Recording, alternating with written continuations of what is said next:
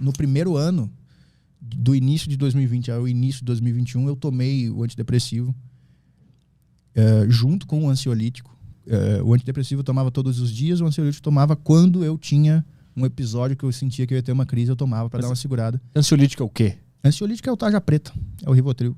Ah, tá. No meu caso, é o Rivotril, mas tem outros. E o antidepressivo era aqueles que é o inibidor da recaptação da serotonina.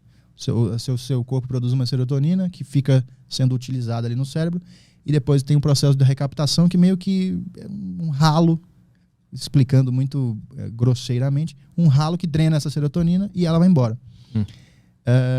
Esse antidepressivo, ele como se fosse uma rolha que tampa esse ralo. Ele inibe esse processo de recaptação, de ir para o ralo, e a serotonina fica mais abundante no seu cérebro por mais tempo. O que os médicos acreditam, não é um consenso científico, não dá para medir quantas serotoninas tem no seu cérebro, não é uma suposição que tem muitos psiquiatras que são contra hoje em dia, que falam que não é bem a quantidade de serotonina que vai dizer se você vai ter crises ou não. Mas o fato é que, placebo ou não, eu acho que não foi, eu acho que tem um fator que eu sentia, uma coisa de tranquilidade quando eu estava tomando, que me ajudou. Até que no meio de 2021 eu parei de tomar, porque eu li várias coisas sobre sentimentos, sobre emoções, sobre como funciona a mente e sobre como a crise de pânico vira uma síndrome. Uma crise você pode ter um episódio, né? Para virar uma síndrome, ter um processo. E o que fazer para se livrar disso? Eu falei, cara, eu não quero fugir a vida inteira. Acho que eu vou ter um negócio aqui. Aí, tipo, vou precisar pegar um avião. O avião vai decolar. Tô me dando ansiedade, meu coração dispara. Vou tomar um Rivotril aqui, aí eu vou lá e... O cara ficar se anestesiando pra sempre, né? Não quero fazer isso pra sempre. Tu quis encarar a parada. Se tiver que lutar e sofrer muito por um tempo e depois eu aprender a conviver com isso, é o caminho que eu quero. Tu decidiu parar de tomar o remédio por causa daquele cara que eu sempre pergunto o nome, eu nunca lembro. Luiz Delfino Mendes. Esse cara salvou minha pele de um jeito, cara. O que ele é? Ele é psicanalista, eu acredito. Ele é psicólogo e ele tem uns 30 anos de experiência com síndrome de pânico. E um belo dia no meio já, quando ele já era um cara experiente nesse assunto de tratar a crise de síndrome de pânico, ele começou a ter nele mesmo. Ele tem um livro chamado Vencendo o Pânico Sem Drogas. Parece que eu tô vindo aqui pra fazer propaganda desse cara, né? Eu tenho, tá lá em casa, eu não li ainda. Preciso ler esse. Eu já li e é maravilhoso, cara. E ele conta essa história, dessa experiência dele tratando doentes de pânico e como no meio desse caminho ele começou a ter nele mesmo. E daí ele entendeu de verdade e ele fala todo o processo. É maravilhoso. Qual é a abordagem dele que te ajudou e fez te salvar? É não fugir, é sentir. Tipo, o seu corpo, quando ele cria uma febre, é por algum motivo. É pra te ajudar. Seu corpo não tá querendo te fuder nunca, cara. A não ser que você confunda muito o seu corpo com um monte de remédio que a indústria fala, não, você tá com isso aqui, toma um antidepressivo aí porque você vai se sentir melhor. Daí talvez o seu corpo fique confuso, mas o corpo humano ele tende sempre a te ajudar, né? Uma crise... o corpo tem as crises autorregulatórias, né? Que falam nesse livro.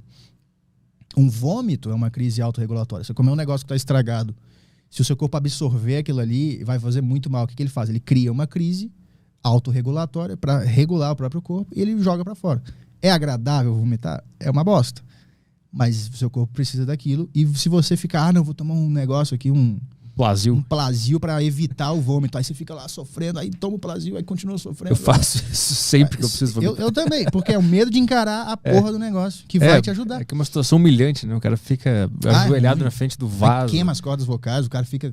Parece que tem mais coisa pra sair, mas não tem. Sai arroz pelo nariz, é uma bosta. O cara faz uma sopa na frente dele. É horroroso. Bom. Mas aí você vomita e você se sente bem, logo depois. Eu fico dormindo. Quando eu fico mal, eu fico dormindo. Eu tomo Plasil, eu durmo até meu corpo entender, tá, esse vômito vai ficar aqui dentro. A gente vai ter que lidar com esse negócio estragado que tá aqui. Eu evolui meu corpo. E vai absorver pro corpo inteiro, pra corrente sanguínea e deixa isso aí. Você comanda a sua mente, né? Tipo, Arthur, precisa sair. Não, fica aí. Você dá um jeito aí. Digere aí, absorve as vitaminas que tu puder digerir aí e eu não vou fazer nada. O estômago liga pro cérebro e fala assim, cara, tá foda aqui. O cérebro, beleza, vamos mandar um impulso ali de vomitar. Aí daqui de 5 minutos o cérebro retorna. Tomou Plasil, não vai dar. Ele tomou um Plasil, fudeu. Aí o estômago, puta cara burro, esse cara sempre faz isso comigo, cara. Tá bom, vou ver o que eu faço aqui. O intestino, prepara a diarreia. Ele fala assim, provavelmente. Começa a doer a barriga dele que vai ter que ser pelo outro caminho. Tem que sair por um lugar. Mas a síndrome do pânico é o vômito, então. É como se fosse um vômito da alma. Bonito isso. E aí quando tu fica evitando ele, ou fica com medo, ou Ele te para ele no persegue. meio, ele fica voltando, é isso? Ele fica voltando sempre. E ele vira uma diarreia. Ele vira uma síndrome. Porque você não... O medo não é mais... o que tá te incomodando não é a crise. Porque você nem chega a ter a crise. O que te assombra a vida e destrói a sua capacidade produtiva, profissional, de crescimento com a sua família, de dar atenção, de ser uma pessoa presente e para os seus filhos, por exemplo, tipo, quando alguém precisar, eu vou estar lá para ajudar. Você deixa de ser essa pessoa porque você está preocupado consigo mesmo, com medo de sentir medo. Uhum. Esse é a síndrome do pânico, né?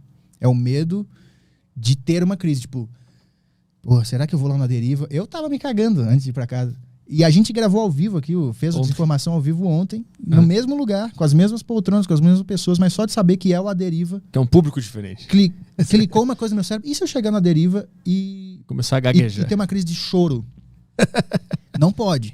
Aí essas tentativas de controle que o seu cérebro tem é o que fazem o seu cérebro criar esse pânico. O cérebro viciado em controle. Tudo eu quero controlar. Não é assim que funciona. Assim, tu imagina se eu estiver conversando com o cara e do nada der um soco na cara dele. Não passa... Não é isso? Eu tenho isso direto. Isso é mais um pensamento obsessivo. Ah, bom. Pensamentos intrusivos, assim, de... Cara, tu tá passando na rua, assim, e se eu enforcar esse cachorro que tá ali? E se eu dar uma rasteira nesse velho? Aí você começa a ficar assim, não, cara, não dá uma rasteira nesse velho não, hein? Isso é um tipo de falta de controle da mente. A sua mente... geralmente as pessoas hoje em dia são tão mentais que a mente cria uma estrutura própria dentro da sua própria mente e essa estrutura de pensamentos que você alimentou já está grande o suficiente para trabalhar por conta própria. Ela produz pensamentos por conta própria e ela joga esses pensamentos para sua... E se eu matar esse cachorro aqui? E se eu dar uma rasteira nessa véia? E se eu pular... Cara, e se eu pular desse prédio? Tem gente que começa a pensar isso porque essa estrutura mental que você alimentou... Eu tenho isso com ônibus. Né? Quando eu vejo o ônibus... Se jogar na frente. Se eu der um peixinho na frente dele. Pois é. Mas é o rio do pensamento, que eu sei que é um absurdo que ele tá falando. Pois é. Tem gente que se identifica com ele. E aí tem que controlar ele. E aí o cara entra na paranoia. Eu acho que é esse o lance, né? E o cara começa a achar que esse pensamento é o eu quero me jogar na frente do ônibus. Sim. Ele acha que ele é essa estrutura de pensamentos. E não é.